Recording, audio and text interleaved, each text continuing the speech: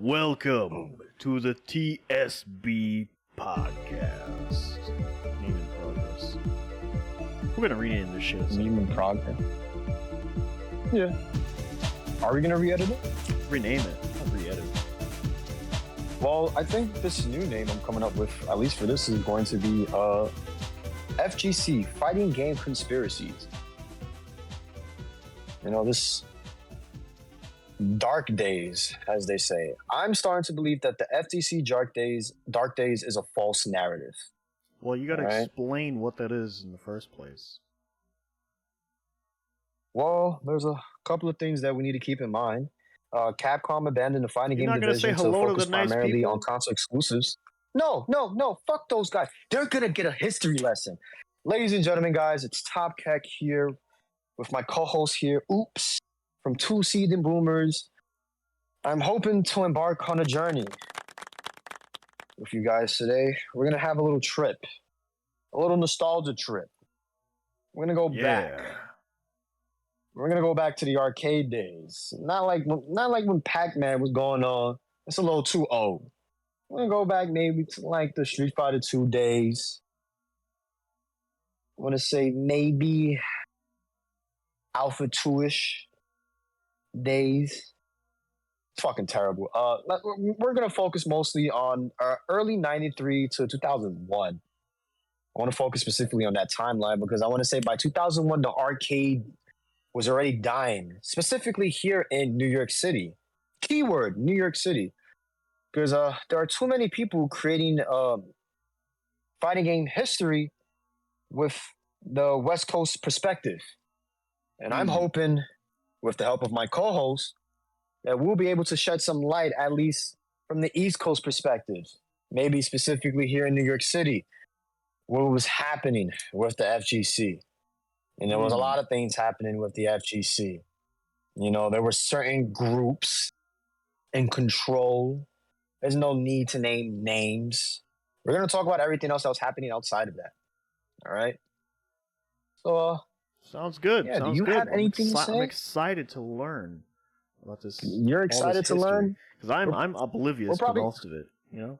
We're probably going to learn absolutely nothing. I'm probably going to be spouting a lot of bullshit, all right? I'm going to learn something. I'm going to take notes. You're going to take notes? Maybe the audience will take notes. I don't know. Or maybe they'll well, save the link and share it with people who might be interested in your history lesson of the FGC. Please. New York City. Well, yeah, so where do I start? What am I hoping to accomplish with this so-called retrospective? You know? Is there a confirmation? You know, I don't want it to be my own bias. That's the main focus. I'm trying to be very unbiased. I'm trying to provide evidence and provide a voice for the evidence that's being provided. And maybe an opinion, you know? I don't want to say anybody's right or wrong, but listen, guys, there are some missing pieces. Is there an accuracy to it? You know, I believe there's too many controlled narratives. I want a voice from the outside. I want a voice from someone that's not a commentator currently in the FGC. I want a voice from someone that did live the arcade days and did see the FGC from the outside, from when it went from playing on the cabinet, from playing on the console, from playing to the main stage. You know, I want to hear that voice. You know, the legitimacy. Well, we will allow the results to speak for themselves. You know, any scrutiny. Results of what? Well, what I mean by like tournament results. You know, and also the money, because anybody that follows the money finds the truth. The money. This is what I mean by talking about the legitimacy. What about the scrutiny? Well, I want to be able to examine the results and point out certain growth in players, you know, and maybe they were able to establish themselves outside of the FGC. We'll also even talk about the aspect of certain players that just completely left out because, they had to do some real stuff, man. Real life hit. Can't be playing fucking video games all day, all right? Let's be honest now. All right? Some people had lives, they had a wife. The arcade They got married. Balances perfectly on my 2-year-old son's head. No te muevas, no te muevas. Oh my God. And you know, what about the legacy? You know, the legacy. What actually came out of all of this? You know, because the FGC that we have today is... We got a lot of shit games. Not what it's not what I wanted it to be. I'm going to say that right now. I'm going to be very clear. So that's what I'm hoping to at least accomplish. You know, give you a little bit of groundwork. Awesome preamble here. I'm enjoying it already. Yeah, it's just to give ideas. You know, that's it. So let's talk about the FGC Dark Days. You know, a false narrative by the Capcom cops. You know, that's something that's my position. This is what I believe. Okay, I'm not putting words in anybody's mouth. All right. So let's look at it. You know, where do we go first? Where are you taking us first? Well, let's look at, you know, the Capcom early days from when they first went to PlayStation and eventually to PlayStation 2. You know, let's be honest, Capcom abandoned the fighting game division and they were focusing exclusively on console games. Look how much money Resident Evil was making at that time period, all right? That's no fucking secret, you know? I mean, we had some failures like Mega Man Legends, haha, but there were other games of success. But this was a time period where Capcom was like, you know what? We're going to focus mostly on consoles. Devil May Cry came about because of mistakes of Resident Evil. That became another hard-hitting franchise. You know, Onimusha was another one that was a hard-hitting franchise for Capcom at that time period. We have the Capcom 5, where they were making console exclusives for the GameCube.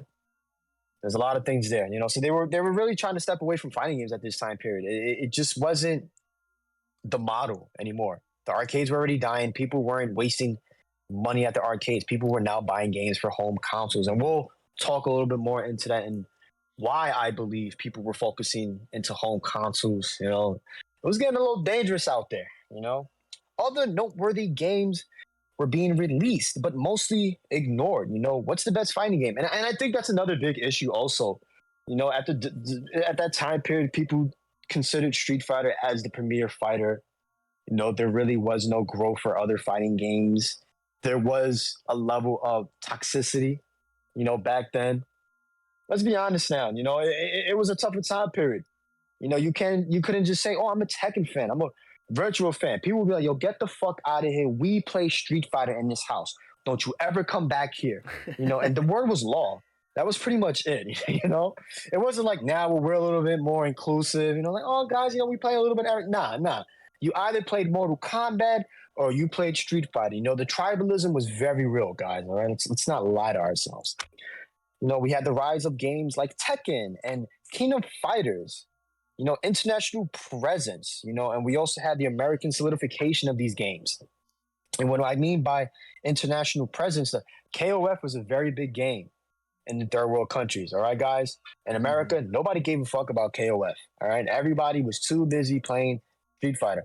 And I think the same can be said for Tekken. I mean, I never saw a Tekken cabinet a day in my life. All right. They were very rare in my eyes. I saw more cabinets for the Versus series opposed to any Namco fighting game. You know, they just didn't exist in my eyes.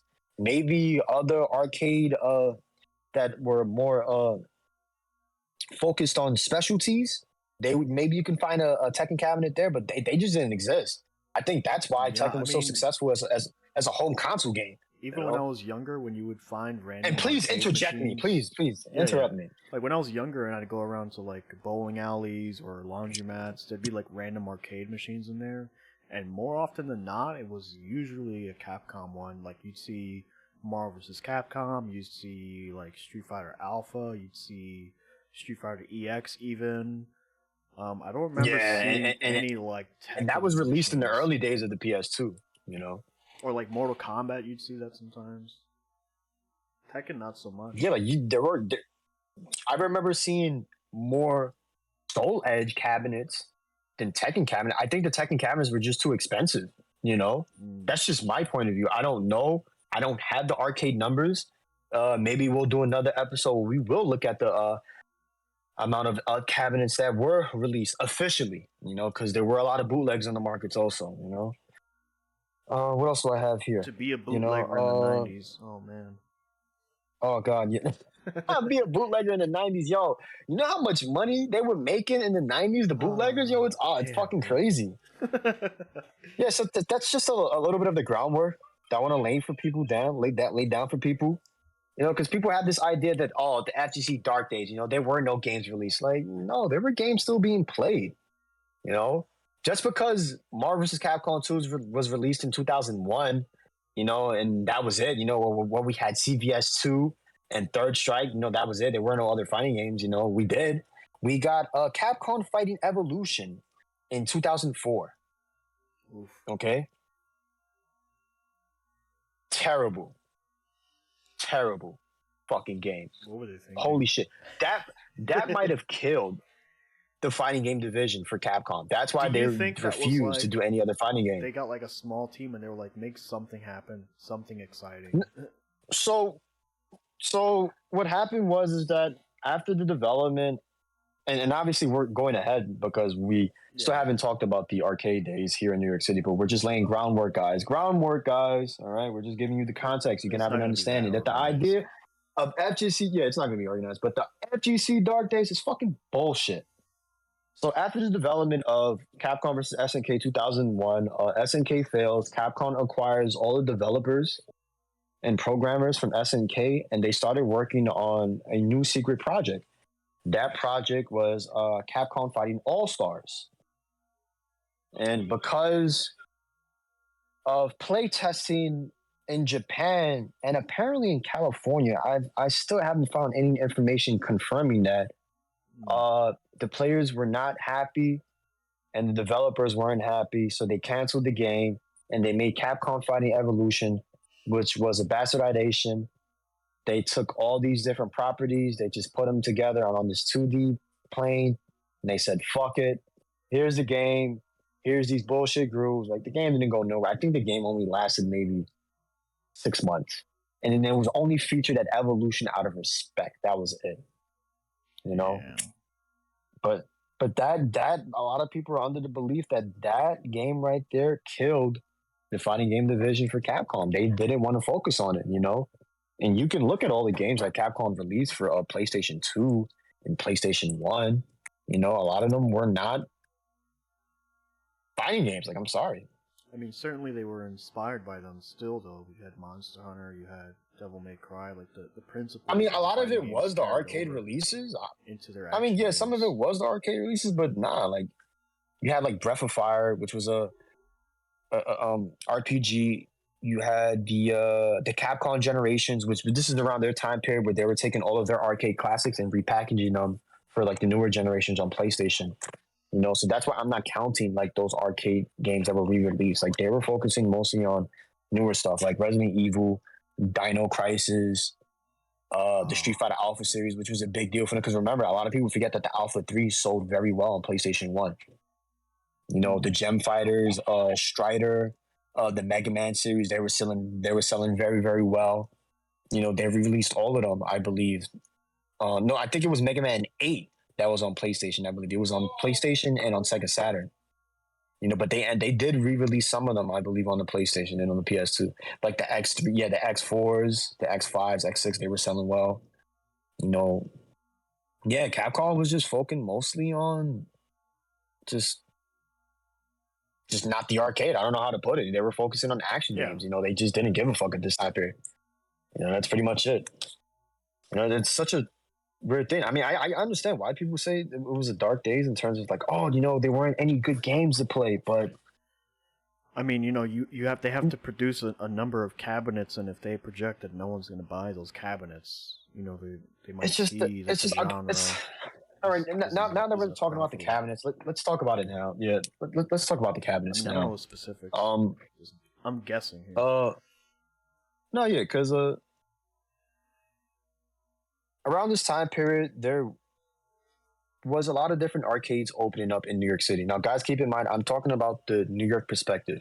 You know, we're going back there in the 90s. So these arcade cabinets were slowly popping up in your local bodegas, your local laundromats, your local pizzerias.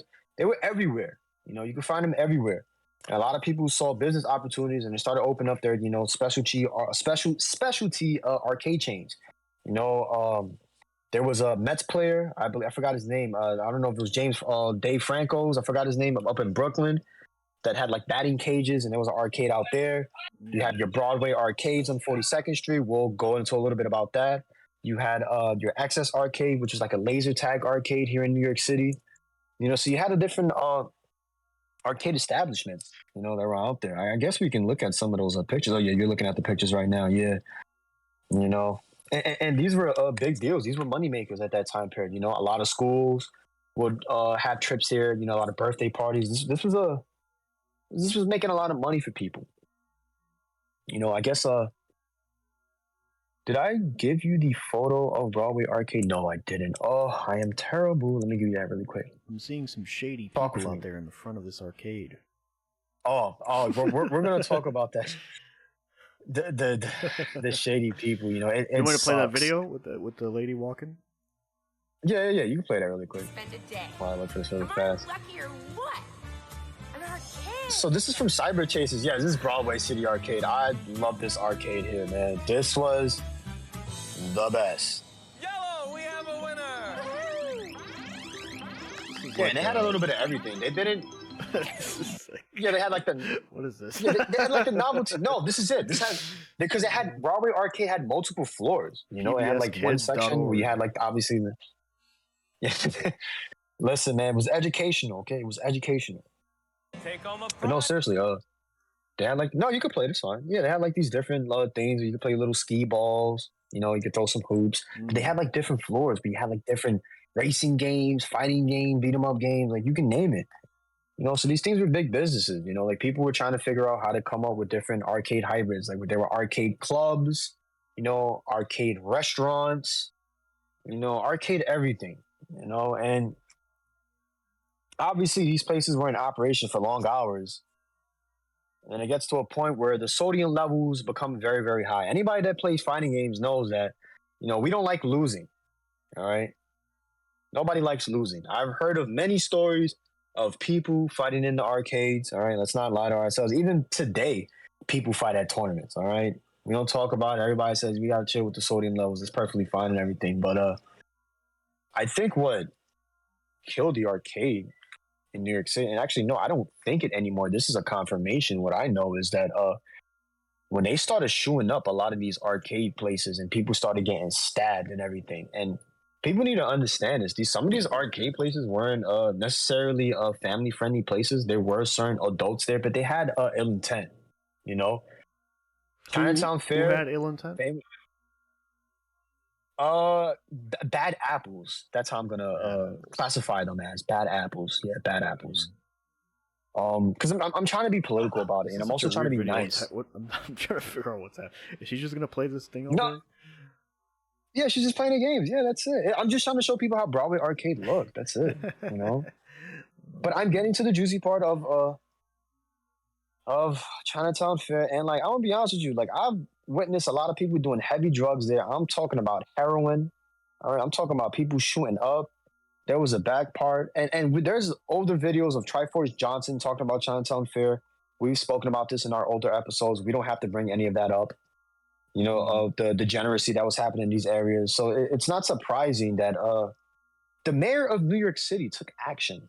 So let's read this article really quick. Because this shit is fucking crazy right here, man. This is banana to me in New York City, at least. I got to talk about this because I think this is where it starts. Which one am I pulling up here? The brawl. You have to be more specific. No, not that one. Shooting spree.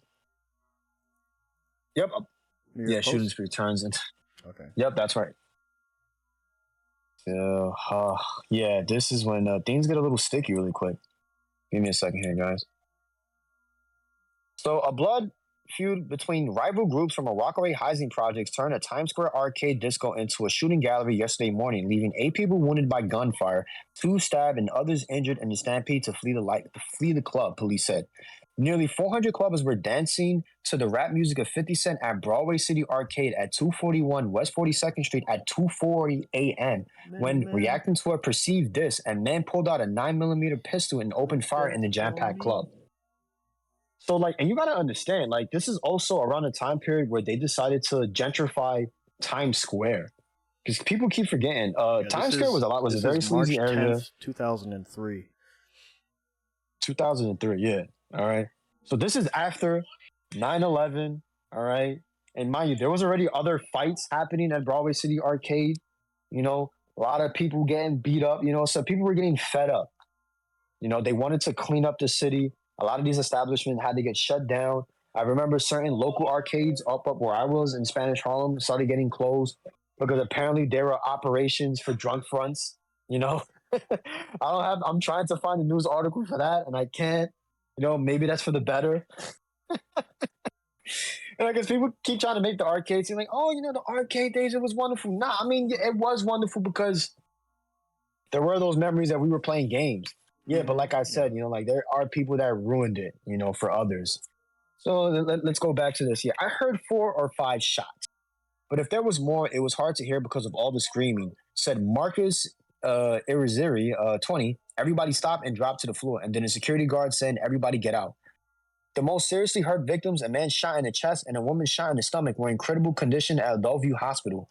8 others were either shot or stabbed, and cops said more revealers suffered minor injuries in the mad rush to escape the violence.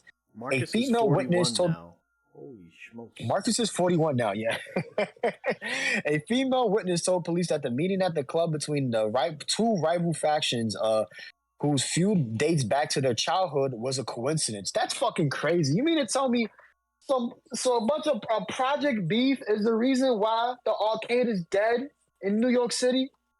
That's a crazy implication. One kid steals another kid's Cheetos and it's over, dude. It's a ripple effect. You know, and like you gotta understand, guys. Like fully understand. And like this is not the only incident in arcades. There was also, I believe, a stabbing at laser tag, and that's why I believe that arcade got shut down. You know, so it's oof. Yeah, you know, we yo, man, the kids back in the day were bad. Everybody was joining gangs. Everybody was either blood. Everybody was either Crip. You know, some kids were Latin King, you know, the Puerto Ricans and the Dominicans. You know, it was a rough time period. Yeah, I remember. You know, you couldn't just go to these arcades and practice your combos. You practice your combo on the wrong guy, he might fuck around and pull a gun on you. You got to drop your combo halfway through when he starts glaring at you at the corner of his eye. You're like, oh. Yeah, you know, and I hate to bring up this guy's name, you know, but this son of a bitch, Arturo Sanchez, who's a disgraced player now. Let me make that very clear. He's a disgraced player in the FGC. You know, he's been shunned. Nobody talks about him. He infamously talks about a moment where he was doing a combo on his opponent, I believe in a laundromat, and Arturo was laughing because the guy couldn't figure out a way to escape it. And the guy just pulled out a 9mm and pointed it at Arturo's face, and he was like, now what, motherfucker? Laugh now. It's a magical place. It is a magical place. Niggas getting blown up. Oh, God, Henry Sen.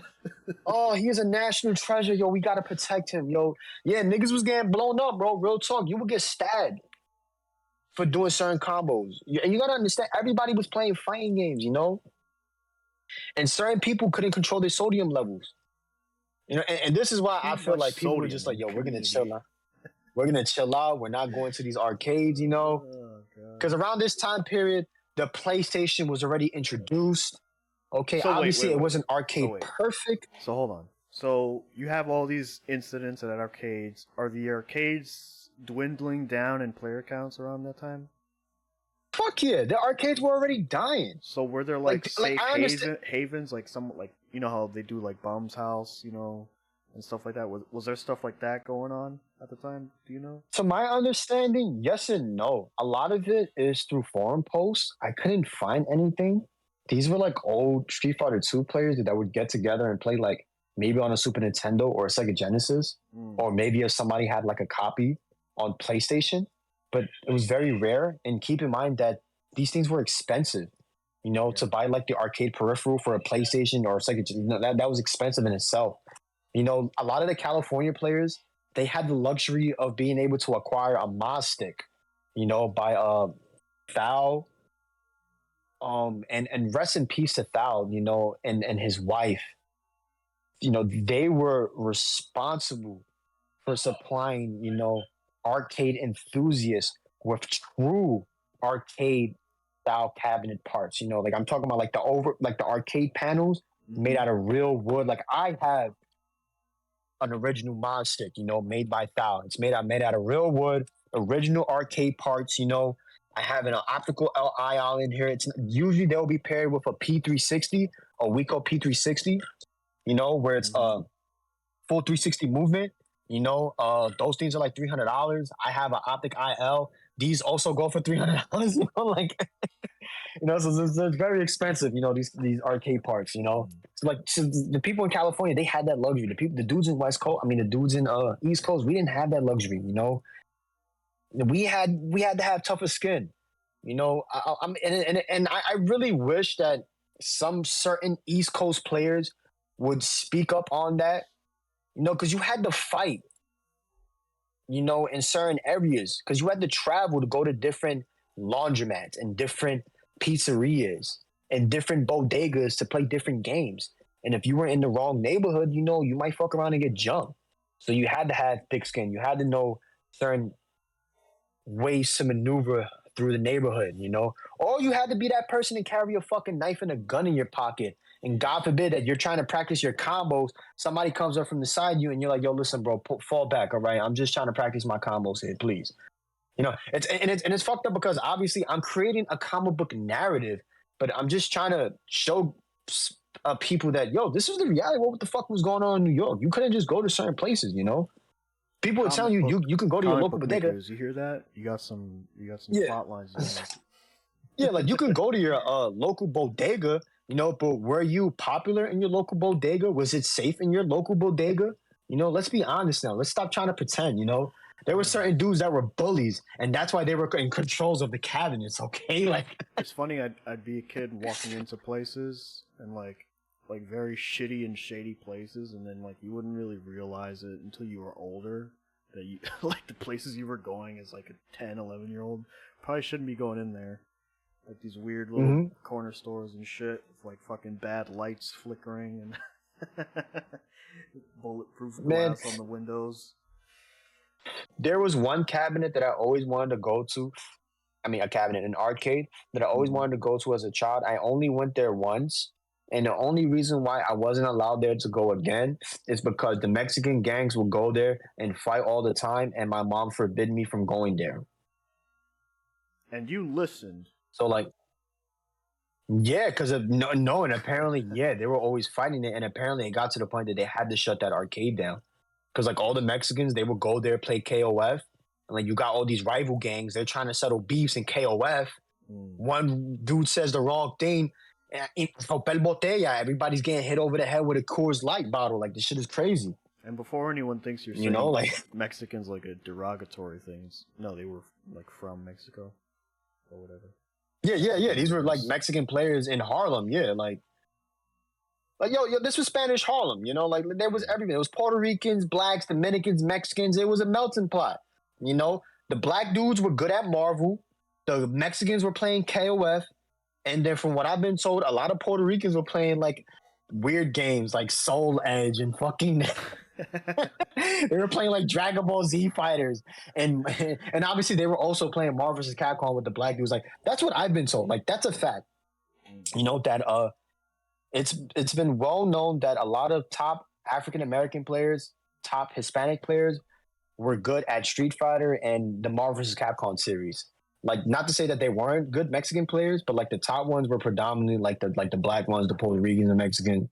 Like maybe in California, a lot of them were Mexican, because at least in the East Coast, they were, but there were few. There were a lot more top Puerto Rican players, top Dominican players, top black players. I will say that, because a lot of them played KOF, and that's why I'm trying to show the distinctions. Not to say that they weren't there. Their game was KOF. That's what they favored in, and they love KOF. That's why even still today, they say that KOF is a Mexican and Korean game, and that's just the FGC fact. You know, that's just it. FGC Dark Days Discourse. All right, guys, we're breaking the narratives here. All right. So I cut you off on this article. You want to continue? Oh yeah. No, one was nabbed at the scene while the other was among the injured at the hospital. The cop said, "No. I know. I went too far. Yeah, 8 others were shot or stabbed. A female witness told police that the meeting club, between rival factions. Investigated arrested 2 men in the case yesterday. A suspected shooter and alleged stabber believed to be on opposing sides of the vendetta based in Edgemore houses on the Beach Channel Drive and Beach 54th Street. Wow, they really went hard on this New York Post article. One was nabbed at the scene while the other was among injured at the hospital, cops said. Okay, he started shooting and he didn't care who he was shooting at, said security guard Juan Jose de la Cruz, whose shirt was stained with blood. He shot a woman in the back as she was trying to run away. That's fucking terrible. I picked her up and ran out with her, said De La Cruz, who carried the victim down the street to an ambulance. I had a look at the shooter. There was anger in his face, said De La Cruz, who overheard a chilling remark from the gunman. He said, I'm tired of this shit. It's boring in here. Let's light this place up. Oh, fuck. Wow, what an edge. And you gotta understand. And you got to understand, Broadway was fucking crazy at this time because there was a club right next to it. The BBQ club was right next to it also. So you had 2 different clubs there. You had everybody playing fighting games, people on the dance floor. Everybody got alcohol on them. This guy probably lost. I mean, I'm just making up the scenario now. God forbid. He probably lost a match in Street Fighter. And he was like, fuck this shit. But obviously we have the actual context here. And according to this New York Post article, there were 2 rival factions, I believe, from they said the Rockaway Beach projects, and this was a coincidence. That's a far trip. Was a coincidence. That is not a short trip. That's not a short trip. Yeah, that's a very far trip. It fucking sucks. And mind you, this is 2:30 in the morning. So for them to go back home, oh my God, bro, they're not getting home till like 5 in the morning. If that. That's generous. Yeah, if that. Hey, that's being very generous, yeah. That's crazy, yeah. Let's speed it up here. Takima Green, 18, was partying with her sister and her friend before she was injured in the mayhem. According to her grandmother, Dolores Knight, Green was out on dance floor, which is surrounded by video games, when the bullet flew, hitting her in the arm. Takima was standing beside a guy who did the shooting. Knight said the bullet got her, but it wasn't intended for her. Fuck. Green was supposed to be released from St. Vincent's Hospital yesterday afternoon, but was admitted overnight after she became dizzy. Oof. Cops recovered 4 shell casings from the dance floor, in addition to 4 knives and 2 box cutters. Yeah, this is when motherfuckers was going hard, and this is why everybody was getting stopped and frisked. All right. Cops recovered 4 shell casings from the dance floor, in addition to 4 knives and 2 box cutters.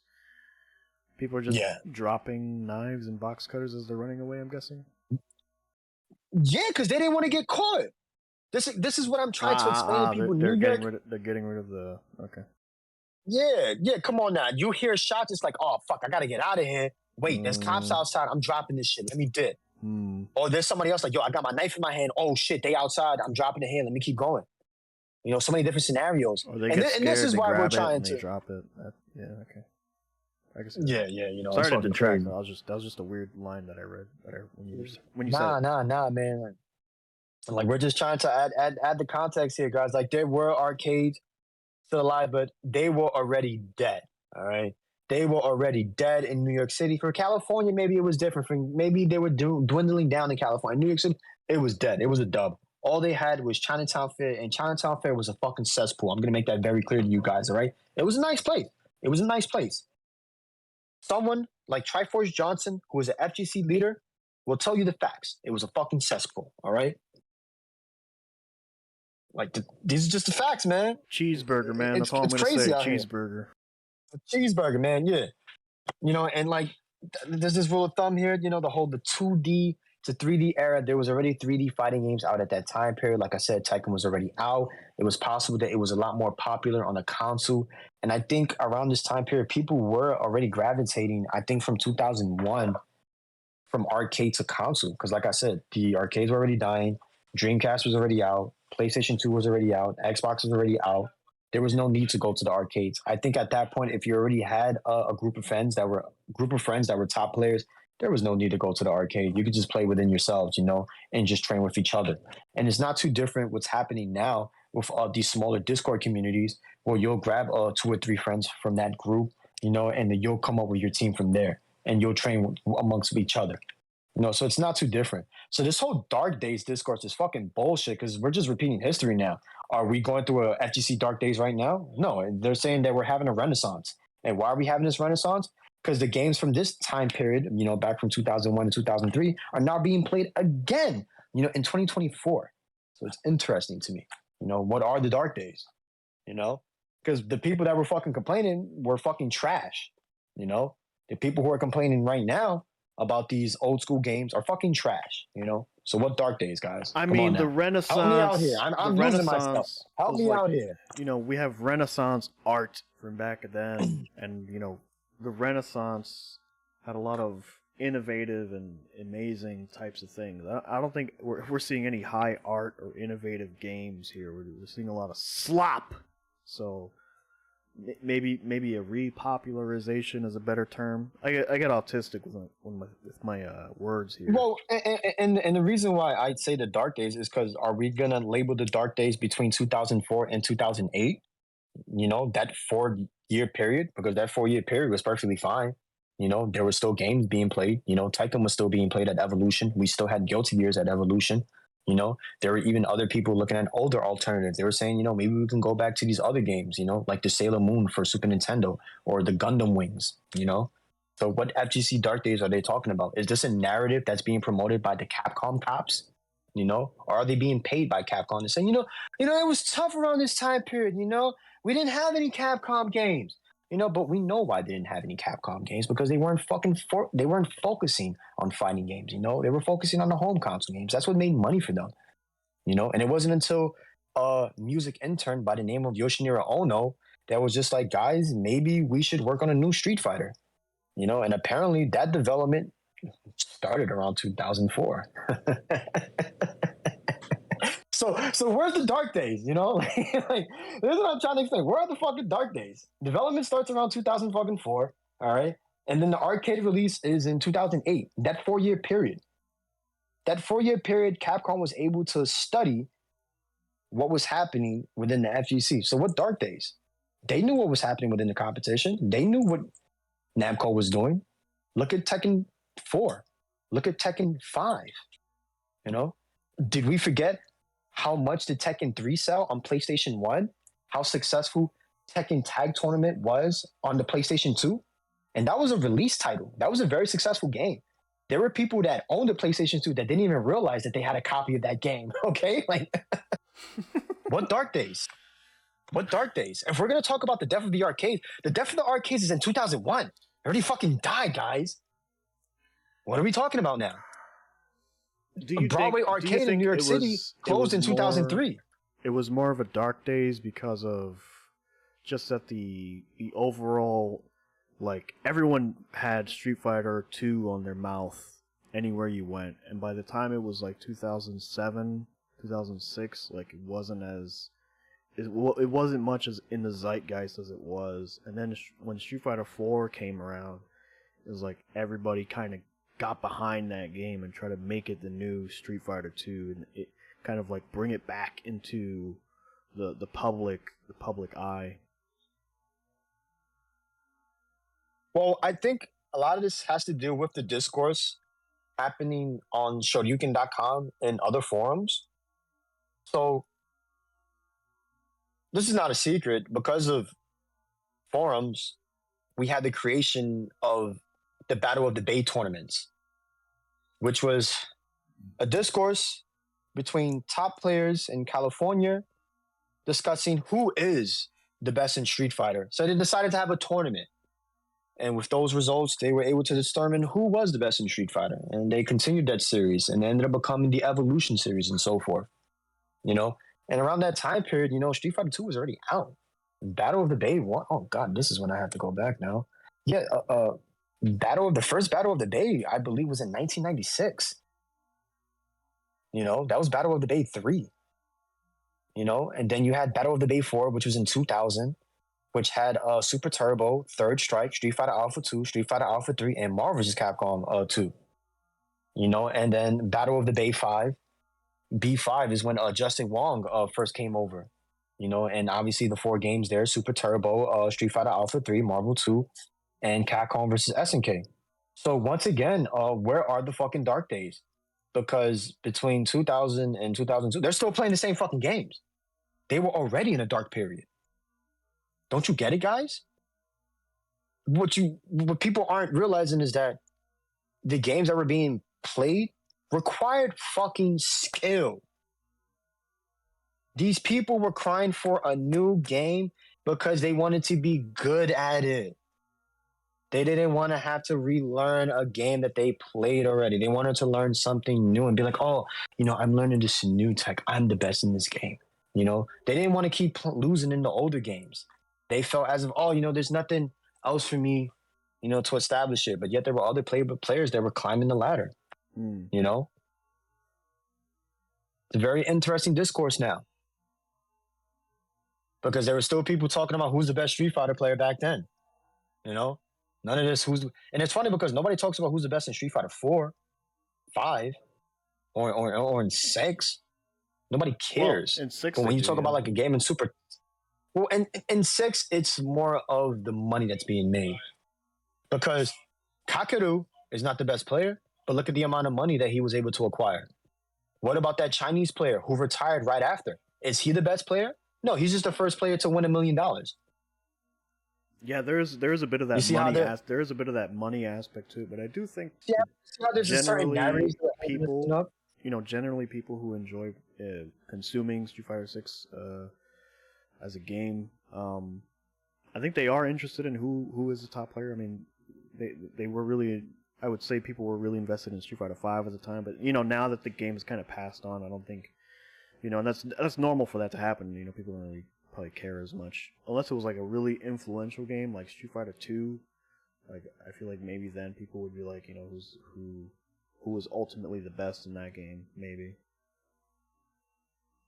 But I don't think Street Fighter 3, Alpha, 4, or 5 hold that kind of weight, or I don't think 6 is going to hold that kind of weight either, especially since the games have been more or less simplified. I mean, it's funny because Alpha did hold that weight at one point. Remember, they had the international tournament where they brought Daigo over to California to play Alex Valle, and that was a very big deal at that time, though. And it's just funny to me that people are saying that there was these dark days. I think people don't want to admit that the communities weren't united as they were today. You see how the Tekken people are cool with the Street Fighter people, and the Street Fighter people are cool with the Marvel, and it wasn't like that back then. Everybody just stood with their game. This is the game that I play, and that's it. Oh, that's a classic right there. Did you see that right there? Was that Time Crisis? Yeah, I think so. That's a classic right there. That's a classic. So it's a very weird history here in New York City because a lot of arcades were dying out. You had the arcades up in the Bronx that were dying out. Some famous ones up in Washington Heights that were dying out. They were slowly getting closed. It wasn't a successful operation. Once the PlayStation 1 came out, that was it, guys. Arcades were dead. That's when the dark days happened, when the PlayStation 1 was released, all right? Yeah, there was still people going outside to play games, but, death was around the corner. So it's strange to me that they try to present 2004 and 2008, at least that 4-year period as the dark days. Because what was happening, by 2008? By 2008, Street Fighter 4 was released in the arcades. Marvel vs. Capcom 3 was in development, wink, wink. And at this time period, Marvel was going crazy trying to acquire certain licenses to create movie properties. And how many minutes do I got there? We're at 44 minutes right now. I think I'm gonna leave it at that. And I'm gonna end it with this. There were no dark days, all right? At least the official narrative of dark days, that's bullshit, all right? That should have been happening, all right? It was happening when the B4 tournaments were going on. It was happening when the B5 tournaments was going on. It was happening when Justin Wong's reign was occurring, all right? Those were the dark days. You want to know why? Because you needed fucking skill. You need to be good in those games. Remember when Justin Wong was winning everything? Yeah, it's because he was good. Remember all those top players in Third Strike? Remember when the Japanese came over and told them, sit down, young man, I'm the one that's going to teach you. Yeah, those were the dark days. They're just not going to tell you that, unfortunately. That's it. They don't want to tell you that because there's a lot of top players now that are trying to present certain narratives. And that's fine. That's okay. You know, it's fine for FCC discourse. Even I'm trying my best not to be biased, but some would consider this as bias. And that's perfectly fine, you know, and I'm hoping that you guys go to the comments and talk about what I said, you know. Tell me if I'm full of shit, you know, especially if you're from New York City, you know. Share some stories, you know, share some hood stories, you know, from back in the day. Please. You know, let the audience know. All right. It wasn't all sunshines and rainbows. Okay. I remember a time period that I was playing in the pizzeria and a fucking fight broke out and I had to get off. It was for my safety, all right? And I wasn't even a part of it. This had nothing to do with me. I just had to get off. I never encountered that type of thing, I don't think. You know? So yeah, you know, it's just weird, you know, this whole Dark Days thing, you know, it's all bullshit to me. And we're gonna talk about when Capcom finally decided to get back into the fighting game division. You know, I know I said a lot of mumbo jumbo and shit. It's perfectly fine. I just wanted to do this off the fly. Allow us to flow naturally and just have this normal conversation with my co-host here. A lot of times I feel like we're forcing it. You know, so at least for this, I felt this was a little more natural. It will become more natural as time goes on, but I feel like we're making a pretty good start. I mean, we don't have the viewers. Is there anything that you want to ask me? Can you hear me right now? Is there anything that you have? Yeah, I can hear you. I mean, I want to ask you some more questions and kind of dive a little deeper into this. Please do. Anything that you felt that I'm leaving out? What do you think is the purpose of them trying to build this kind of story about the FGC? What do you think is? Because they want Capcom to continue to be the premier fighter. They're under the impression that when Street Fighter 4 released, it saved the FGC. The FGC didn't get saved. All Capcom did was just turn the light back on. There were still people playing. They were just playing in the dark. That's it. I think what people need to highlight is how the tournaments started helping the growth of the FGC. Street Fighter 4 can be given that credit. Not to say that these older games didn't establish a tournament series. That's why we have those tournaments, championships now, East Coast championships and so forth, the season beatings, the winter brawls and everything else. You know, that's because of evolution and everything else, blah, blah, blah, you know. But Street Fighter 4 was the main one that started everything up. Like, that's the important part. Like, if we're going to talk about dark days, we need to talk about the dark days of the tournaments. Because you had to fucking travel everywhere. It wasn't until Street Fighter 4 where a lot more local tournaments started popping up. All right? Those are the dark days. All right? Those are the dark days? The locals? Those are the dark days, yeah. The Street Fighter 4 local tournaments? Yeah, when there were no locals is what I mean. Oh. When there were no locals. Those are the real dark days, okay? Like, I get it. There were other games. The FGCs were already dead. You had your little group of friends and you guys would play at home on the PlayStation. You know, but like in terms of like locals, like certain establishments having like the weeklies, you know, where people come together and have tournaments. Yeah, like that's the real dark thing. It wasn't until Street Fighter 4 that it created that narrative. Like, listen, we could create an establishment. We can have these weekly tournaments. There's people that are going to come.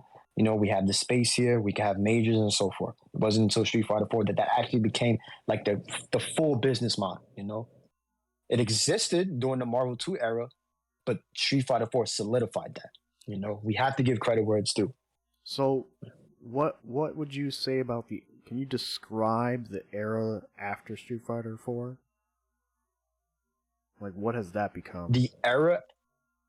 Well, they've tried their best to go within the esports route, but let's go back a little bit further. I mean, go back in time during the Marvel 2 era when Triforce Johnson and the esports team Empire that consisted of Justin Wong, Yipes, Stanford Kelly, Desmond Executioner,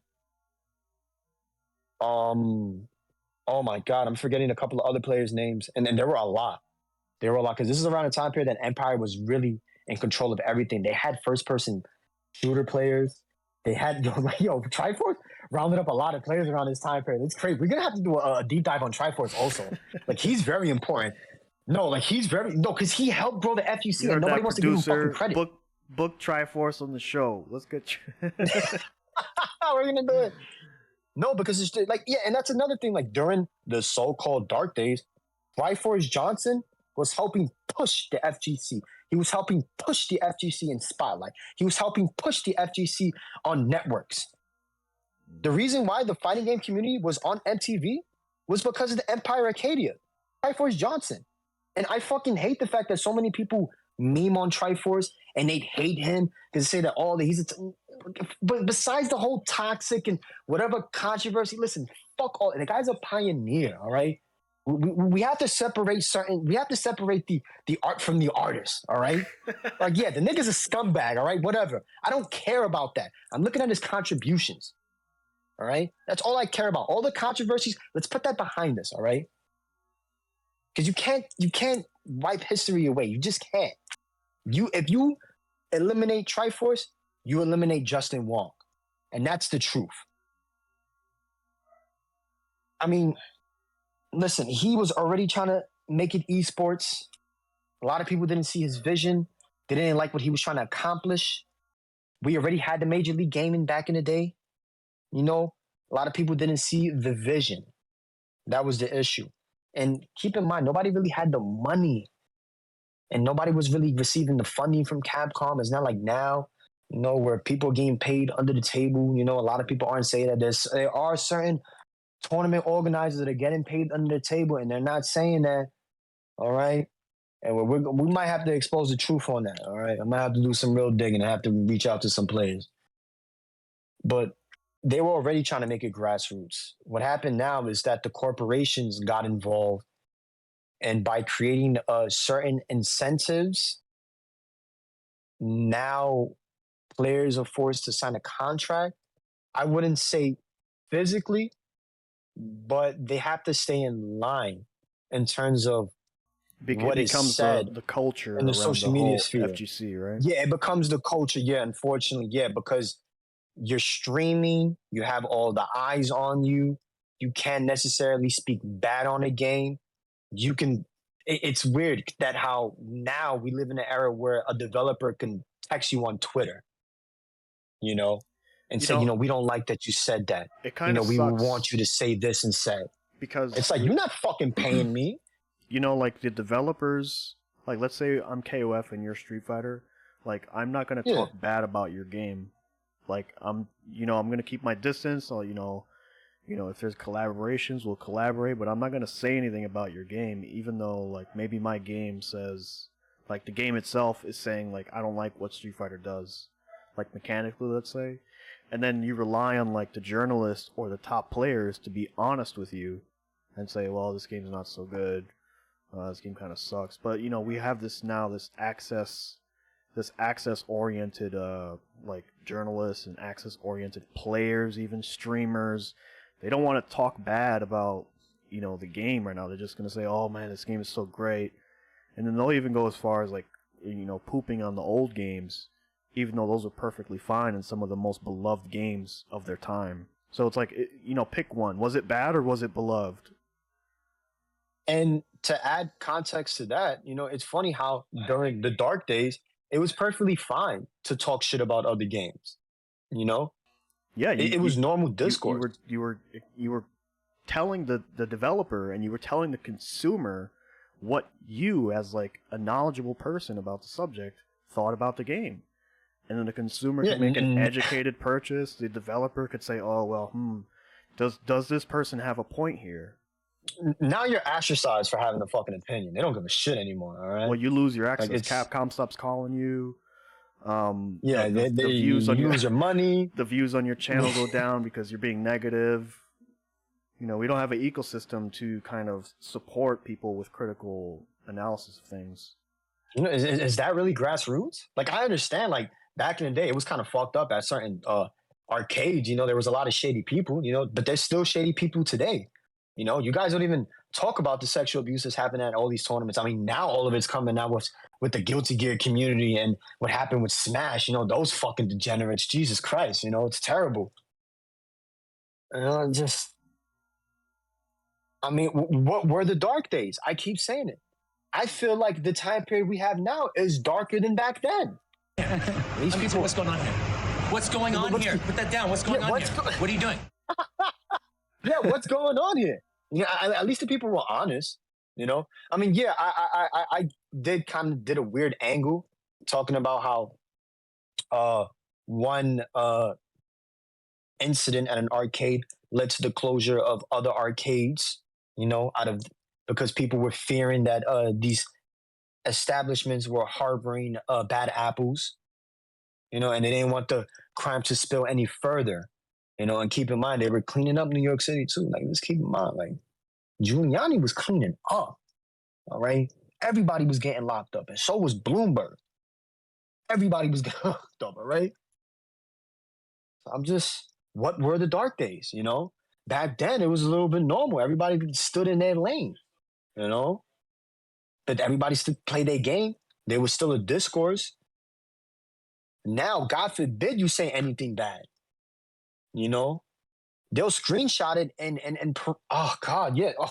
And I've seen some of the screenshots that they be pulling on Twitter, man. It's fucked up what they be doing to certain players, man. It's terrible. The screenshots of what? Like, you know, and it's hot takes or whatever.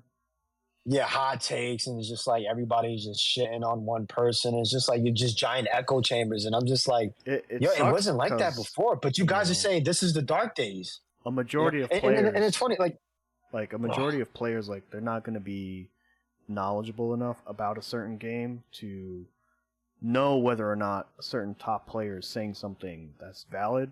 And so another content creator will be like, oh, that guy, you know, he's being a clown right now. He's whatever the hell. And you don't, the vast majority of people don't have the context to understand the discussion, and they're just going to pick whichever content creator they like at the moment and be like, oh yeah, that guy is he's being silly, and then they clown on him. The guy deletes his post out of embarrassment. I don't know. Like, if someone just says something like that's like out of nowhere, like, oh, DPs are stupid and they shouldn't exist, and it's like, you know, you need some context to break that down. You can't just, you know, take what that guy's saying and be like, oh, you know, fuck that guy or whatever. No, yeah, and it's fucked up. That's why I at least wanted to explain to people, yo, some of the arcades that was getting shut down in New York City was because people were getting shot, stabbed. Some of them were drug fronts. Some of them were fucking having guns being sold in them, you know. All right. What were the dark days? They don't talk about that era. Okay.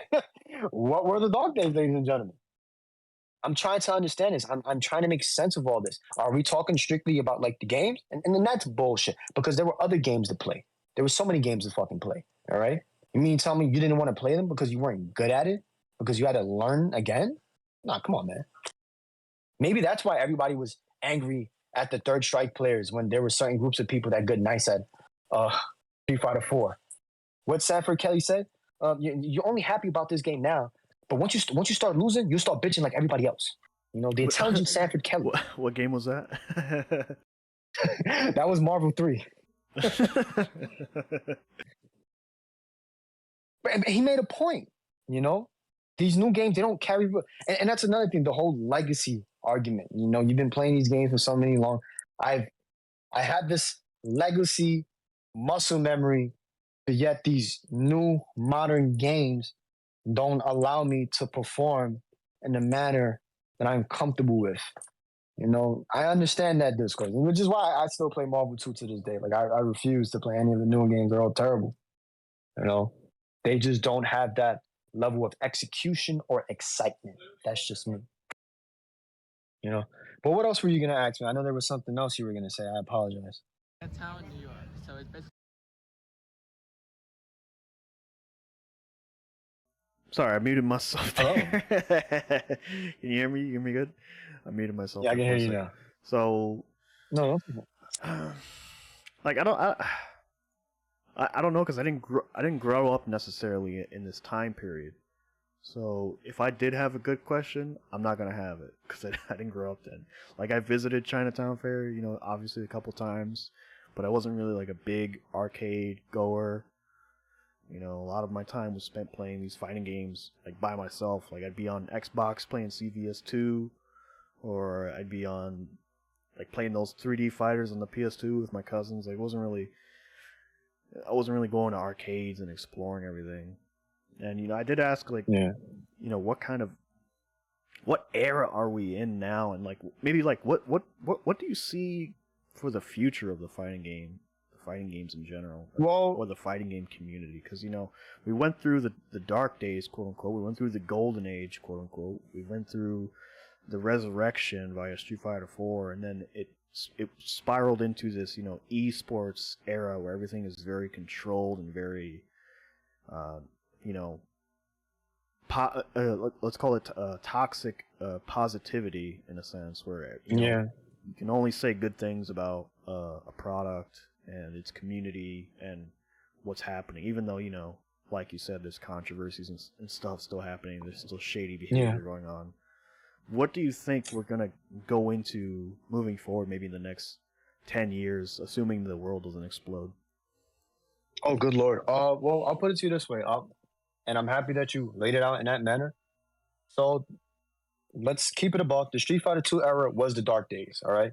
Let's not fucking lie to ourselves, all right? This whole idea that 2004 and by 2008 was the fucking bullshit. The real dark days was the Street Fighter 2 era. It wasn't even safe to play Street Fighter in certain areas, right? That's the real dark days. Then slowly we're going into the golden era, you know, which is the beginning of what I believe is the Capcom Renaissance. You know, you have your CVS2s, you have your Marvel vs. Capcom 2, which is the beginning of the tournament series with the B4 tournaments. You know, this is when Justin Wong starts his reign. You know, this is when everybody's like, I want to be the best because I am the best in the US. You know, this is when people started making that statement around that time period. I'm gonna say that's the golden age. All right. Now we're going on to the online era.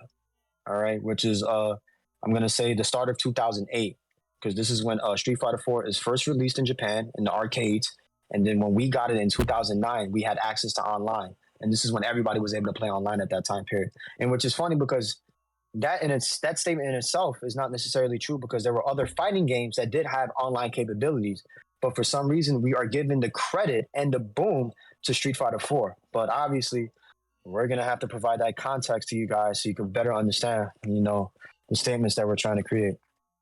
And now, from the online era, we are now going into the corporate era. You know, this is when now that the corporations are in control, and the corporations are creating the standards for the tournaments. They are creating the incentives for the players.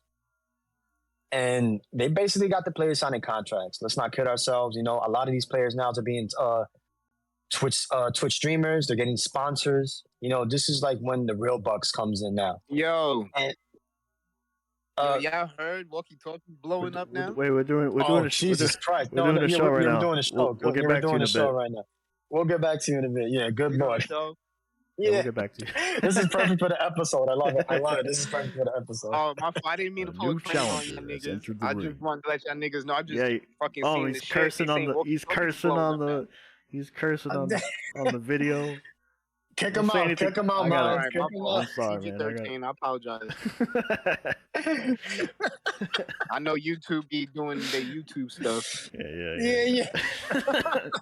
We're live now. We're live, man. No. Anyway. Ladies and gentlemen, we apologize. Anyway, what were you saying? That is a guest for another episode in the near future. Hopefully that episode will be featured on Rumble and not YouTube. Yes, we and going back to what I was saying about the current FCC timeline. Yeah, we're currently in the corporation era, and I think the next era that we're gonna go in, it can go two ways. Either the players take control of the community, or they give it up all the way. And it's already slowly happening with the Discord communities and the tribalism within the moderators, and with those specific individuals having certain interior motives in terms of whether they want to be Twitch streamers or get closer, at least to the game development world. So this is why a lot of it becomes very tricky and difficult to see. I'm going to say the FGC is going into a dishonest era. Oof. Not this because, and the reason why I'm saying is we're in a dishonest era is because right now, currently, with the release of Marvel vs. Capcom Fighting Collection, everyone is all rainbow and sunshine. But I remember give it a month, everyone's gonna say it's a shit game. Yeah, but I remember a time period, especially during the Street Fighter 4 era, when many players spoke saying that Marvel 2 was a broken, brainless, dead game, and there was no point of playing it. That the Street Fighter era is here, and that people will remember Street Fighter 4 for years. Ladies and gentlemen, it is 2024. There are more people playing Marvel vs. Capcom Fighting Collection than they are playing Street Fighter 4 or Street Fighter 5 combined. It's a very interesting narrative. The tables have been turned. I mean, Street Fighter 4 and 5 they're not very active right now anyway. And you know, Marvel 2 right now is the hot sauce. Well, it's just because it's just the popular game. It's just the flavor of the month, obviously. But we'll see if that retains over time. We'll see how that goes. I mean, I would love to see it, become popular. What I'm hoping is that there's a retro renaissance, as I call it, that people take note of these older games. They realize the dexterity that's needed for your fingers, the skill, the knowledge, the studying. This is why these games were held in such a high regard. The Grandmaster challenges, as I like to say. Maybe they'll realize that. Maybe they'll realize that the games that they have in this current era can't really hold the light to the past. Or am I saying that wrong? I think I fucked that up. Nah, don't cut that out. Keep that in. Nothing's getting cut out, man. Nah. Yo, you got to do it for the people, man. You got to show them. Listen, man. I did this off the fly for you guys, all right? That's how we're doing it from a New York perspective. Nothing is planned. To provide an unbiased opinion. I already know some people are going to say this motherfucker was completely biased. He didn't know what the fuck he was talking about. He's full of shit. Look, he's slurring his words. Fuck him. You have your New York bias for sure. But I mean that's fine. Yeah, because my thing is, what's the FTC dark days? That's why. I think it was during the Street Fighter 2 era. That's the dark days. Yeah, with Times Square, and the crime and all that. There was no internet. There was no forums. Everything was word of mouth. That was the true dark days. It wasn't until the golden era where the arcade was dying, unfortunately. And everybody started moving to home console. We had the internet where there was a lot more information gathering, and discourse, and technology being discovered and shown. There was a term known as save that tech, where you would save a certain tech that you would find on yourself and perform said combo, at a tournament. There are many instances of that in Evolution, in other tournaments and so forth. So, what's the dark days, guys? I keep saying it. What's the dark days? So I will say, like, I think it's good for us to sort of build a large groups of people, that are enthusiastic about a game, enthusiastic about learning the game, getting better at the game, because a lot of what I'm seeing now is like people not really talking about the games. Like, I mean, I have my bias for sure because I'm just sitting in Fightcade all day, And the conversations I'm seeing these days in those channels there aren't really a lot of discussions about the game itself and like how to really improve, or like tech discussion, or like kind of deeper analysis of what's going on. They're kind of everyone's just kind of in there just kind of playing the game. And from me playing people in there, I've noticed that, it just feels like people aren't really have a learning mindset. And, this is like the Japanese have always shared each other's knowledge, a lot of knowledge sharing, a lot of camaraderie between players. And the FGC people have said this over the years that, we don't really have that kind of culture here. We kind of have, like you said, like saving the tech. Like a lot of players like hiding stuff from each other, not explaining things. And, if you essentially keep everybody a caveman, if you don't give somebody the next tool, if you never make an axe and give the next caveman an axe, that caveman is never going to make a better axe or a chainsaw. That line of progression has to happen, especially within the knowledge of a game. Something as nuanced as a fighting game that has a lot of variables and factors and play styles and people with different personalities showing their personality in the game. Like, if you're just hanging around playing the game and you're getting kind of bored, I would say start teaching people how to play the game. Start breaking down the matches. Kind of like go watch your replays. Go into maybe a voice chat with a friend. Maybe go over some stuff. Kind of level up that way. Because I see people with 3,000, 6,000 matches on Fightcade, and it just feels like they haven't learned anything in 5,500 matches. It just seems like they're just going through the motions, and maybe that's part of the gaming world that we are in now. Like, we kind of just play games and just this is a game I play, which is fine. It's perfectly fine. But if you want to kind of get to the next level, like you have all these videos on YouTube, like, oh, this is what Tekken looks like, Ultra Instinct mode, or 2,000 hours of Street Fighter 4 looks like this, and it's like you have these high level matches going on, or they have like the tool assisted stuff. Like, if you want to get to a higher level, a higher understanding, you got to be able to kind of humble yourself, expose yourself, learn new things, talk to people. Because if not, like, it's just going to be a whole bunch of people playing a game just to play the game. No, absolutely correct. You got to be able to help grow your scene. You don't got to be a dick to everybody. Ask them, yo, do you need help with learning a combo? I see you keep getting caught up with the same mix-up. Do I got to tell you how to break it down? Just it's funny, things like that. I was in there playing one day, and you know me, I'm permanently muted for for being a very I was calling out their Patreon a lot, and I think I was using some foul language, and I feel like that really didn't jive well with them. And oh, good lord! Yeah, I'm permanently muted, and there was this one player asking, can you help me learn this character? And I can't talk to him at all, so I challenge him. I go in the match, and then I start communicating him via the coin button.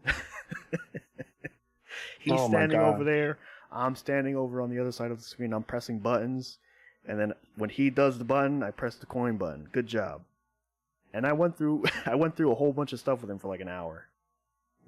Jesus Christ. So even when I'm muted, I'm helping people Very out. interesting. But hopefully that is a very autistic way of teaching players. Ladies and gentlemen, do not do that. Have a normal conversation. Yeah, if you're not muted, you can have a conversation and actually communicate. If you're me and you're muted, what is going on? And all you can do is press coin. I was teaching him combos via the coin button. It's like Morse code. Yeah, you're doing Morse code. What are you doing? I'm a deaf guy in there, a mute deaf. But no, it was interesting, and I'm always willing to help new players, especially. It's just when I see these people who have a lot of time in the game, and they're not really showing any enthusiasm to kind of learning the game. They're kind of going through the motions. I don't know. My message would be, Try and grow your scene, grow your group, grow your player base. Level. No, definitely, most definitely. The what was it? What's the term? The ship that raises all tides. Be that ship. Absolutely correct. And to end this with this, I guess we'll look at some evolution results because people keep saying that there's a FGC Dark Days. Let's look at these results real quick, and we'll look at the games that were being featured. And the first one's going to be 2004. You can pull that up really fast. 2004. We got CVS 2, Guilty Gear, Double Cross, Marvel vs. Capcom 2, Soul Calibur 2, Street Fighter 3, Third Strike, Street Fighter 2 Turbo, Tekken 4, Tekken Tag Tournament, and Virtual Fighter Evolution 4. So it seems like a very healthy FGC. Let's look at these tournament results really quick. Which one am I clicking on? Evolution. You can click on CVS 2 first. So for CVS 2, first place, Kindevu from Japan. Second place, the legendary Ricky Ortiz. Hello Kitty Ricky Ortiz. Shouts out to you, baby. And third place, John Choi. And Guilty Gear XX. You can click on, yeah, it's right there. You just click on, yeah. Guilty Gear. And we have Daigo Umehara. Oh, that Street Fighter player? Uh-oh. What's he doing here? Yeah. What's he doing there? Yeah, was this the FGC Dark Days? You know? It's funny. Yeah, and Kindevu at second place and RF in third place. You know? Let's go to Marvel vs. Capcom 2. We have Justin Wong, of course, in first place, David Lee at second place, and Desmond Pinky Executioner at third place. I like how a lot of these... mention of Chris Schmidt at fourth place. I like how a lot of these are like people's full names and not like gamer names.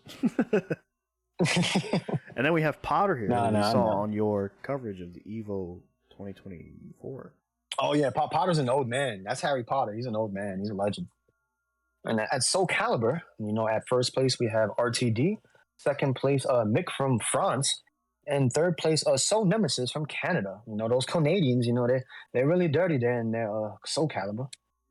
You know, at Third Strike, we have KO, you know, Daigo Umehara, both from Japan, and Justin Wong.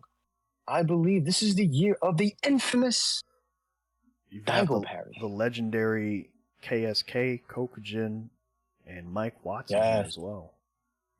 And Raul, I believe, is another one. But I'm not too familiar with him. Yeah, he's old school. Raul's old school, all right, yeah. Then Street Fighter 2 Turbo, first place, Daigo Umehara. Second place, legendary John Choi. And third place, Kuni Funada. And honorable mention of fourth place, Justin Wong, of course. You've got Alex Tekken and 4. Seth Killian there, too. Oh, yeah, you see those old school names, huh? Those old school names. Tekken 4, we have Jackie Tran at first place, Jin Kid at second place, and Tom Hilfiger at third place. You know? Reinhardt. We'll go to Tekken. Yeah, Reinhardt again. Yeah, you see a lot of old school names. Tekken Tag Tournament, we have Reinhardt at first place, Unconquerable at second place, and Slips at third place. Very they're playing like 4 interesting else. Oof. And then finally, I have Virtual Fighter 4 Evolution. The Japanese owned this Itabashi Zangief. You know, Itabashi Zangief. Itabashi. Who the fuck is that guy? I thought he played... Wow.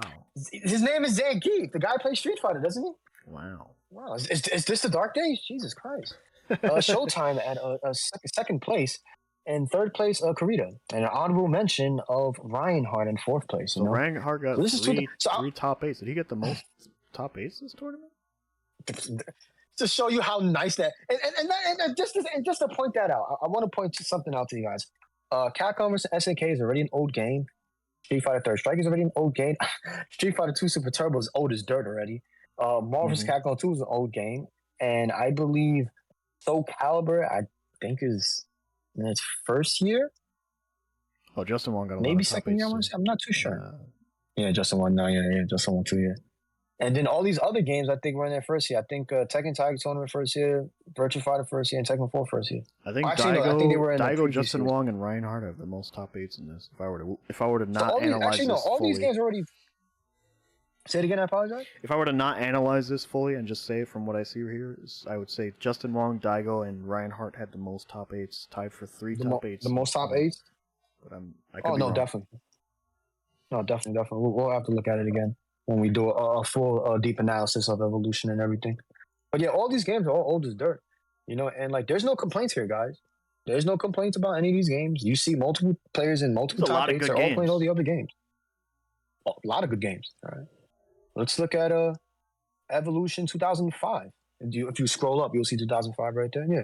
Look at the games that are being played. Street Fighter 3 Third Strike. We have Tekken 5 now. We have Marvel's Capcom 2. Street Fighter 2 Turbo. Guilty Gear X2 Reloaded. Capcom vs. SNK 2. And Tekken Tag Tournament. Let's look at some tournament results really quick. No virtual. This is the FGC Dark Days, apparently. No virtual fighters. They took out virtual fighters, They were discriminating already. They were already discriminating back in the day. Damn, look at this top 8. This is stacked. Holy shit. This is stacked. We're going to have to read this whole top 8, though. This is kind of wild. Yeah. Nuki at first place. Justin Wong at second place. Nito at third place. Mester at fourth place. Ricky Ortiz at fifth place. Shouts out to Hello Kitty Ricky Ortiz. Shouts out to you, baby. Come on. Coco Jin at sixth place. MOV at seventh place. And your our 2024 Evo Third Strike winner, MOV. MOV. Look at that. He was in seventh place back at 2005. Look at that. Oof. And that's why I said he wasn't a killer. He wasn't a killer. No. There was other killers in Japan. Yeah. There was other killers in Japan, And that's why to show you Nuki's in first place, okay? Oh, Ricky plays Ken? I don't know. Yeah, Ricky Ortiz is nice with Ken. He played Ken and Chun-Li, yeah. Nice. Let's go to Tekken 5 really quick. We have Crow in first place. You at second place. Mad Doglin at third place. Oh no, these are Tekken masters right here. These are old school names. Like anybody from like the Zaibatsu forums or like the Tekken discords. Yeah, like these dudes are legendary. Like they know about these dudes and everything. And I'm not even about to disrespect any of these dudes. Yeah, an American dude at that. Yeah, he fought a Japanese, and you see a Korean in third place. And then everybody you see there's a Japanese in the fifth and sixth. Yeah, they weren't playing no games. We weren't playing no games, all right? We were playing games.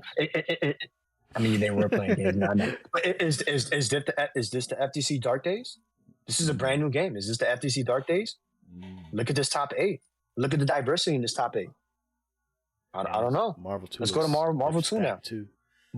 Marvel 2 is when the legendary Duck Do, the Return of the King.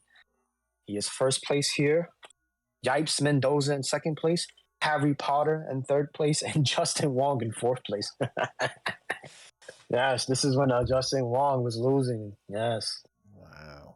Yes, he was defeated. Yes, Ricky Ortiz in fifth place. Ricky Ortiz once again. Hello Kitty, Ricky Ortiz. Chris Schmidt. This is when Chris Schmidt was showing he was a very strong opponent. Chris Schmidt was very strong. Very, very strong. Rob Zilla. This shows Rob Zilla was old as a motherfucker. God damn. And Reset. Yeah, Reset was a big name back in the day, too. That's funny. Oh, man. All right, let's go to Super Street Fighter 2 Turbo. Oh, you got Gyan at first place and Nuki at second place and Tokido at third place. Tokido, don't that guy play Street Fighter 4 and 5? Playing that broken character. Look at him. Oh, Jesus, man. Oh. Wait a minute. This? I thought they told me. This? Wait a minute. Who's this? Oh. Who? Oh, my. I'm so happy that you noticed. At fourth place, the legendary DSP, Darkside Phil. Cameron was on the whole time, huh? This is what I don't like about, the way DSP gets clowned these days. Like, he was a good player. He was a good player. No, yeah, he was a good player. But people clown on him now all the time. It's like you gotta pay that man a little bit of respect, So the claim, and damn, I'm gonna have to find this fucking video for you now. Mm-hmm. It's gonna take me a while. The claim is that apparently. Oh, what's going on? I'm trying to find Darkside. The claim, internet. Yeah, Darkside. Yeah, I got to because I have to paint this picture. The claim is that apparently this tournament was unviable because it was played on the 3DO version of Super Turbo, I believe. And that's why Darkside Phil came in fourth place. Oh, no. But Darkside Phil, he's the one talking about, oh no, I'm the best. Well, yeah. You know, because he has that aspect to him too. But he did get top 8, so I'll give him credit. Come on, man, top 8. I mean, Jesus Christ, you can't take that from him. That's it. Oh my God, I'm not gonna be able to find this video, man. No, it's fine. Let's keep going through this. No, yeah. What is this? Where am I? Gian, yeah. Guilty Gear X2 Reloaded. Guilty Gear X2 Reloaded. Let's go there. But yeah, DSP 4th place. That man is a legend. Don't you ever take that away from that guy. RF in 1st place, Kendevil in 2nd place, and Miu in 3rd place. And Marn, I thought Marn played Third Strike. I thought Marn played Street Fighter 4. I didn't know he played Guilty Gear. That's crazy. That's crazy. Is this the FGC Dark Days? I don't know, man. and this is why I was pointing out, I wanted to talk about the growth in certain players. We're seeing that there's certain players that are popping up, and we're seeing them in multiple top 8s. Who's this here? So Mago? What is this FGC Dark Days? Yeah, Mago, Mago. That's another old school name. Who's Boss? Yeah, who are these people? Who are these people? Kendevu? Boss? Who's Boss? This is a bunch of Street Fighter players playing Guilty Gear? Yeah, who's that? Yeah. Doesn't Boss play Super Turbo and CVS too? That guy doesn't play Guilty Gears. What's going on? These are fake narratives being pushed. Is this the FTC Dark Days? Are people doing What's going on here? What's going on here? Put that down. What's going on here? What are you doing? Like, what's the narratives being pushed right now? Is this really the Dark Days? Because these games are being played. Capcom's CVS 2. Boss is in 1st place. Mago, 2nd place. Kendevu, 3rd place. Combo Fiend in 4th place. Combo Fiend. I thought he was playing Marvel 2. What's going on here? We got Nuki at 5th place. RF in 6th place. Justin Wong at 7th. And Ohio, 1, 2, 3, 4. Actually, no, he's an old school dude too. Yo, actually, this top 8 is stacked. I'm not even going to front. 2005 CVS 2 is actually wild. I'm gonna have to rewatch this video. We're gonna have to. 2005. We're gonna have to rewatch this one right here.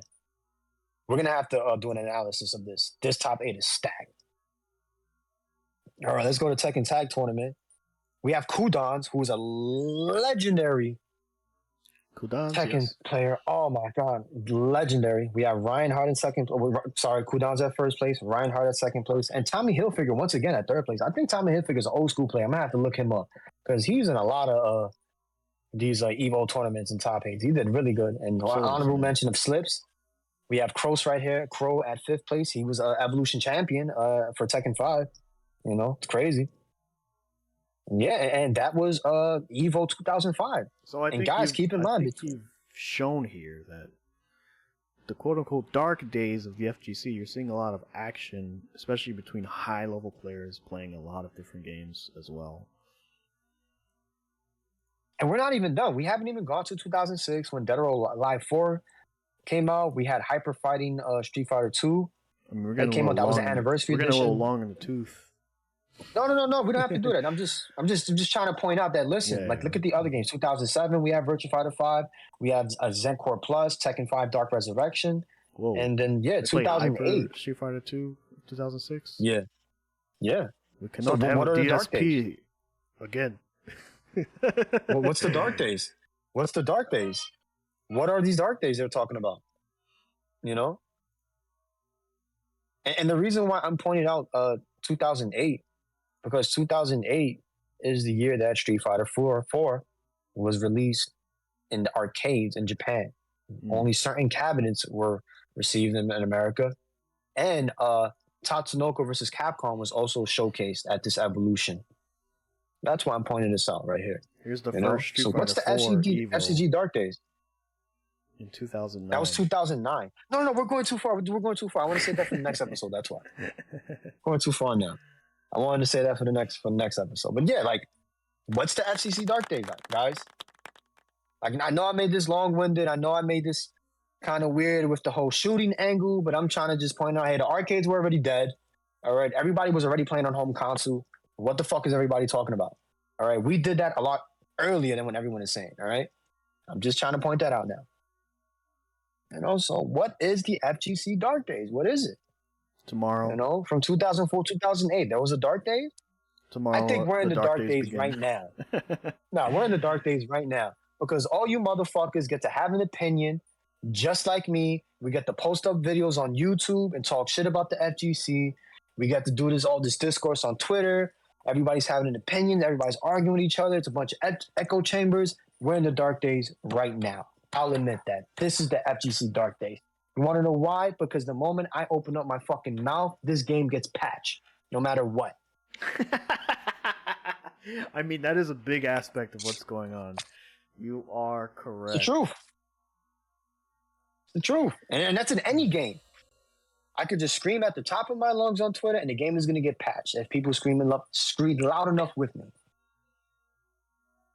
I mean, it depends. It's a case-by-case basis. It depends on the game. I mean, we're in the dark days now. We have seen recently cases of developers kind of shitting all over their game with too many patches. Helldivers 2 comes to mind.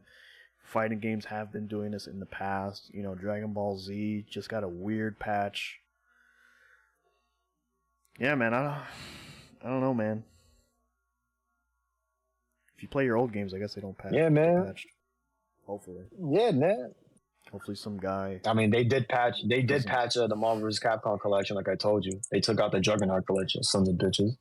Oh, that's such a dumb thing. They killed the only 5 Juggernaut players on Earth. You know, whatever meta they had, it's done. That's it. They're never going to play this game again. That's it. God, dude. Like, I get taking out glitches, but that is one that actually makes that guy valuable, and he doesn't break the game even. So... like, what are you doing? Yeah, man. I mean, I guess we'll leave it at this, guys. That's it. You know, and if you have any questions, guys, what a bummer to leave it off on us. this. We're just griping. tell us. I mean, I'm a grifter. I'm a grifter for this aspect of this. You know, because like, come on now, guys. Like, you guys are full of shit. I had a good time playing my Alpha 3 at home, safe. Not outside, okay? I wasn't hearing gunshots, all right? Nobody was fighting next to me. I didn't have nobody trying to sell me drugs, all right? Fuck that. I'd rather play that shit at home. My father bought me an arcade stick, all right? Wow. Very early on. They were expensive. I had one for the PlayStation, all right? I was breaking I was my able to play hands my games with in practice. The big Xbox. I was good. Trying to do Kyo. Why you think I got the muscle memory, baby, from Marvel 2? Come on, man. Should never left. It's still there.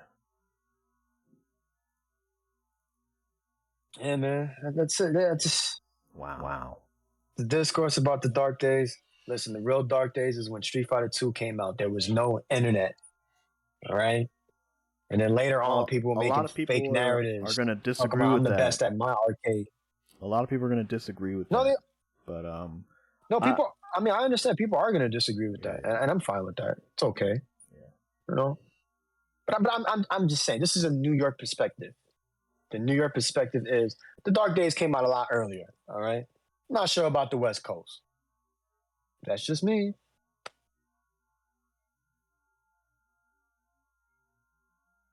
Dead air. Yeah. Anything else? I know. I was gonna say anything else. Anything else. I mean, no. I think we covered a lot of good stuff here. A lot of good information, good history. Maybe some positive things for the future. Maybe some negative things for the future. Who knows? It all depends on the real you, the consumer, or consumer may be the inappropriate word to use. I kind of despise that word a bit. The customer, the developer, the viewer, the influencers. You know, it really depends on a lot of factors what direction we go to in the future. And hopefully we get to a good place, a good healthy place, with good games and fun environments and fun, interesting matches. Listen, man, that era is dead. I'm waiting. Why are you so negative? Hour. I was trying to end on a positive note. Listen, guys, all right? Listen. At the end of the day, we have the current Retro Renaissance. Go play your games, all right? Whether it's 5K, whether you had the collection itself, it doesn't matter. Play the game. Have fun, all right? Go to your local tournaments, all right? Show that you can hold your own, all right? Don't be the stoop kid. Let's end this with our sponsorship. Here we go. You saw the picture, right, with the fake Jordans, right, Joshua? Yes.